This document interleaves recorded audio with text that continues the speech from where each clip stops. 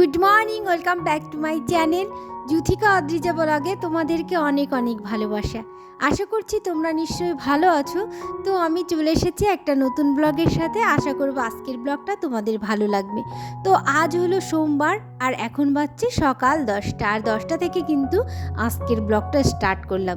তো আজ হলো মকর সংক্রান্তি। তো সকালবেলা ওর জন্য ভোর রাতে উঠোনে পিঠে দেওয়া হয়েছিল, আর সকালবেলা একটু টিফিন খাওয়া হয়েছে। তারপরে কিন্তু সরাসরি চলে এসেছি রান্নাঘরে, কারণ দিদি না আজকে চলে যাবে, যার জন্য দিদি আবার 2টোর মধ্যে ট্রেন ধরবে, যার জন্য আমাকে আবার একটু তাড়াতাড়ি রান্নাটা বসিয়ে দিতে হয়েছে। তো আজকে রান্না করব, আজকের মেনুতে আছে কিন্তু সাধারণ সব কিছু, আর দেশি মুরগির ঝোল। তো বাঁধাকপি দিয়ে মাছের মাথা দিয়ে ঘন্ট, আর ওদিকে হেলেঞ্চা শাক দিয়ে বেগুন দিয়ে মাছের মাথা দিয়ে আর কি একটু গামাখো করে ঝোল, আর এদিকে দেশি মুরগির পাতলা ঝোল রান্না হবে। আরও কিন্তু আইটেম রয়েছে, কচুর বড়া, তো মাংস ওদিকে সব কিছু, আর কিন্তু বাটা মাছের সর্ষেও করা হয়েছে। তো আর এদিকে লোকে মাংসটা এখন রান্না করা হচ্ছে, ঝটপট রান্না বান্না শুরু করেছি, কারণ মাংসটা অনেক সময় কষিয়ে নিয়ে এই যে এখন কিন্তু ঝোল দিয়ে অনেক সময় রান্না করছি। এটা প্রেসারে দিলে অনেক ভালো হতো, কিন্তু আমি আর প্রেসারে দিলাম না, একটু ঢেকে ঢেকে রান্না করলেও যথেষ্ট ভালোই লাগে, আর অনেকটাই কিন্তু সফট হয়। যাই হোক, রান্নাবান্না অন্য রান্নাবান্না কমপ্লিট, কিন্তু এখনও কিন্তু কচুর বড়াগুলো ভাজা হয়নি। এই যে কচুর বড়াগুলো এদিকে ভেজে নিচ্ছি, আর দিদির কিন্তু টাইম হয়ে গেছে। তো একদিকে বড়া একবার হয়ে গেলেই দিদিকে খেতে দিয়ে দেব, কারণ না হলে দিদির আবার লেট হয়ে যাবে। আর আমি কিন্তু এখনও পর্যন্ত স্নান করিনি। তো আমার রান্না করতে প্রায় 1.5 ঘন্টা 1.25 ঘন্টা লেগে গেছে। তো 10টা থেকে শুরু করেছি, আর প্রায় 12টার দিকে গিয়ে আমি শেষ করেছি। তো এই যে সব খাবারগুলো এই যে সাজিয়ে নিয়েছি, বাঁধাকপির ঘন্ট, শাক, এই যে বাটা মাছের সর্ষে, আর দেশি মুরগির ঝোল, আর এই যে কচুর ভরা, দিদির ভাতটাও বেড়ে নিয়েছি। তো দিদিকে এখন খেতে দিয়ে দেবো। আর বড়দি, আমার বড় ননদও কিন্তু এসছে। তো বড়দি এখন স্নান করতে গেল। তো দিদি যেহেতু খুব তাড়া, তাই দিদি একাই খেতে বসেছে। দিদি বড়দি স্নান করে এসে তারপরে বসবে। তো ওদিকে আরেকবার বড়া আরেকবার দিতে হলো, মানে একবারে তো সব বড়া ভাজা যায় না, তো আরেকবার ভেজে ওদিকে কিন্তু সব রান্নাঘরের কাজও গুছিয়ে নিয়েছি, আর ঝটপট আমি স্নান করে নিয়েছি। স্নান করার পর এই যে কিন্তু দিদিকে এগিয়ে দিতে যাচ্ছি। তো দিদি এই যে চলে যাচ্ছে, আর আমরা সঙ্গে যাচ্ছি দিদিকে এগিয়ে দেওয়ার জন্য বাস স্ট্যান্ড অবধি।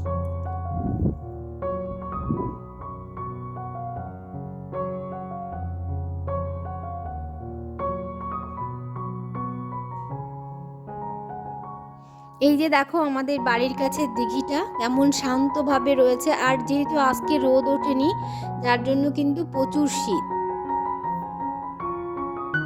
তো এই যে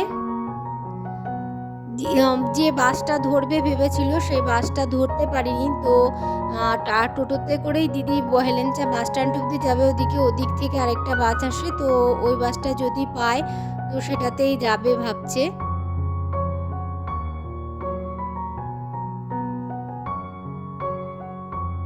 তো বাড়ি এসে আজকে সকাল সকাল উঠে একেবারে নিচে চলে গেছি, যার জন্য কিন্তু বিছানাটা আমি গোছাতে পারিনি।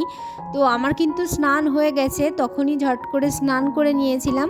তারপরে নিচ থেকে খাওয়া দাওয়া শেষ করে এই যে এসছি বিছানাটা গোছাতে, কারণ সকালবেলা এত তাড়াতাড়ি মানে উঠতে দেরি হয়ে গেছে, আর তাড়াতাড়ি নিচে নেমে গেছি, বিছানাটা আর গুছাইনি। তো বিছানাটা এলোমেলোই আছে, তো ভাবছি এখন তো কোনো কাজ নেই, তো এখন বিছানাটা গুছিয়ে রাখি। তো বিছানা না গোছালে তো মনের মধ্যে একটা অশান্তি কাজ করে, তো সেটা ছিল, কিন্তু ভুলে গেছিলাম যে বিছানাটা গোছাইনি। তো এখন একটু উপরে এসে তবেই মনে পড়লো যে হ্যাঁ, বিছানাটা গোছানো হয়নি। যদি মনে থাকতো হয়তো কোনো কাজের ফাঁকে একবার এসে গুছিয়ে যেতাম, কিন্তু ভুলেই গেছিলাম যে বিছানাটা গোছানো হয়নি।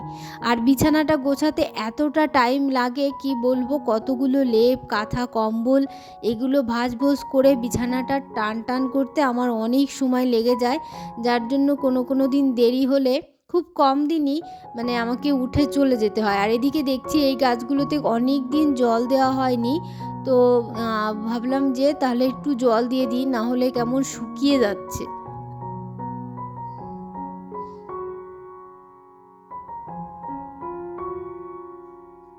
আর এই যে কাঁচের টেবিলগুলো না, এগুলোতে না মানে একদিন দুদিন পর পরই মোছা ঠিক হয়, কারণ এর পরে না একটা হালকা ধুলো পড়ে, আর সেটা না যখন বাইরে জানলা থেকে একটা আলো এসে পড়ে তখন ধুলোটা স্পষ্ট বোঝা যায় যে কতটা ধুলো পড়ে আছে। আর দেখতে এত বাজে লাগে, যে কেউ এসে দেখলে ভাববে যে আমি ঘরবাড়ি পরিষ্কার রাখি না বা জিনিসপত্র মুছে রাখি না, এতটা ধুলোটা বোঝা যায়। যার জন্য মানে দুদিন কি প্রতিদিনই যদি এই কাজগুলো মুছে রাখা হয় তাহলে অনেক ভালো হয়, কারণ প্রতিদিনই না এরপরে একটা ধুলোর আস্তরণ পড়ে যায়। আর যদি 3-4 দিন না মোছা হয় তাহলে কিন্তু আরও বেশি পরিমাণে মানে দেখায়, একদম যে ধুলো ধুলো ভাবটা একদম ফুটফুট করে ওঠে। তো যাই হোক, যখন চোখে ভালো করে একটু নজর করে দেখি তখন এত খারাপ লাগে যে আগে এটা মুছে নিই। তো আর এদিকে চেয়ারগুলোতেও কিন্তু ধুলো পড়ে, যেটা মোছার পরে কিন্তু বোঝা যায়। যাই হোক, তারপরে না ডাবওয়ালা এসছে, মানে গাছে, আমাদের গাছটা তো অনেক লম্বা, তো বললাম যে দেখো আমাদের গাছে ডাব আছে কিনা। তো দেখলো যে এক হাদি মতো, কিন্তু বেশিরভাগ ডাবগুলোই বাদ যাচ্ছিল কারণ নষ্ট হয়ে গেছে। তো এরকম করে বাছাই করে 4টে ডাবও নিতে পারলো। আর এই যে দেখো আমাদের গাছটা কত উঁচু, একটা ছোট গাছও আছে একটা বড় গাছ আছে। ছোট গাছটাতে এখনো পর্যন্ত হয়নি, আর বড় গাছটাতে কিন্তু অনেক দিন, মানে এই জায়গাটা যখন আমরা কিনেছিলাম তখন থেকেই কিন্তু বড় গাছটাতে ডাব হয়, মানে নারকেল হয়।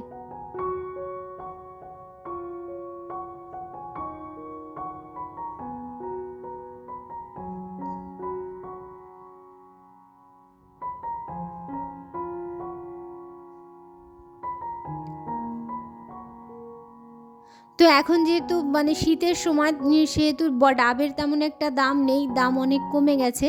তো অনেক কম দামেই বিক্রি করা হলো। যাই হোক, এই যে সন্ধেবেলা, তো হাজব্যান্ড স্কুল থেকে এসছে, আর আমার হাজব্যান্ডের আজকে স্কুল বন্ধ ছিল না। মকর সংক্রান্তিতে সব স্কুল বন্ধ থাকে, কিন্তু হাজব্যান্ডের স্কুল বন্ধ দেয়নি। স্কুলে অনেক কাজ ছিল যার জন্য যেতে হয়েছে। আর এই যে সন্ধ্যা এসছে, তো এখন একটু চা করা হচ্ছে। তো মা আর বাবার জন্য লাল চা করা হচ্ছে, আর আমাদের জন্য কিন্তু দুধ চা করা হচ্ছে, কারণ বাবা বলেছে দুধ চা খাবে না, ওর জন্য ওনাদেরকে লিকার চা করা হচ্ছে। তো 2 বাটিতে বসিয়ে দিয়েছি, এখন আর বড় প্যানটাতে বসাইনি, মানে ছোট ছোট দুটো প্যানে বসিয়ে দিয়েছি, একটা বাটি আর একটা ছোট প্যানে।